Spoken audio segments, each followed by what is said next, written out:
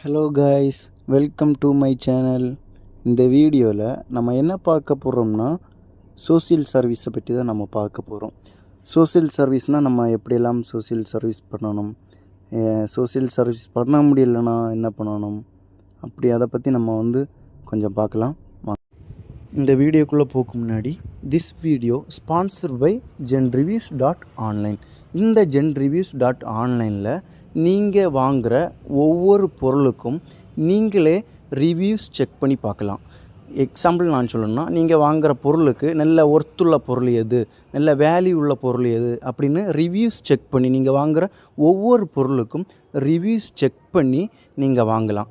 இதுக்கு லிங்க் நான் கீழே டிஸ்கிரிப்ஷனில் கொடுத்துருக்கேன். உடனே போய் செக் பண்ணி பார்த்து இந்த genreviews.onlineல் போய் செக் பண்ணி பார்த்து உங்களுக்கு தேவையான பொருட்களை நீங்கள் உடனே வாங்கலாம். வாங்க இப்போ நாம் வீடியோக்குள்ளே போகலாம். இந்த வீடியோவை பாருங்கள் நண்பர்களே. இந்த வீடியோவில் ஒரு ஆட்டோ வருது. அந்த ஆட்டோவிலேருந்து ஒரு லேடி கொஞ்சம் உடம்பு சரியில்லாமல் அவங்க ப்ளட்டோட, அவங்க ட்ரெஸ் எல்லாம் ப்ளட்டோட அப்படி இறங்குறாங்க. இறங்கிட்டு அந்த ஆட்டோவுக்கு காசு கொடுத்துக்கிட்டு அப்படியே நின்றுட்டுருக்காங்க, அழுதுகிட்டே நின்றுட்டுருக்காங்க. அப்போது அந்த ஆட்டோக்காரர் என்ன பண்ணுறாருன்னா, அவங்களுக்கு ஹெல்ப் பண்ணாமல் அவங்கள வீடியோ எடுக்கிறாங்க.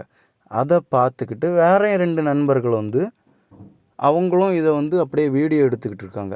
இது சரியான? நீங்களே ஒன்று யோசித்து பாருங்கள் பார்ப்போம். நம்ம ஒருத்தங்களுக்கு ஹெல்ப் பண்ணலைன்னா கூட பிரச்சனை இல்லை, அதை வீடியோ எடுத்து அதை ஒரு வைரல் ஆக்கி நெட்டில் எல்லாம் போட்டு அது ரொம்ப ஒரு தப்பான ஒரு பிஹேவியர் ஆகும். தொடர்ந்து இந்த வீடியோவில் தொடர்ந்து பாருங்கள். அதை பார்த்துக்கிட்டு ஒரு போலீஸ்காரர் அவங்களுக்கு ஹெல்ப் பண்ணி, போலீஸ்காரர் மட்டும் இல்லாமல் ஒரு வயசானவர் அவர் கெட்டியிருக்க வேஷ்டியை எடுத்து தான் மானமும் போனாலும் பிரச்சனை இல்லை அப்படின்னு சொல்லி எண்ணி அவங்க அந்த பொண்ணோட அந்த மானத்தை காப்பாற்றுறாங்க பாருங்கள். அவங்க வேஷ்டி துணி, அவங்க உடுத்திருந்த அந்த துணியை இழக்கி அந்த பொண்ணுக்கு அதை போர்த்தி கொடுக்குறாங்க.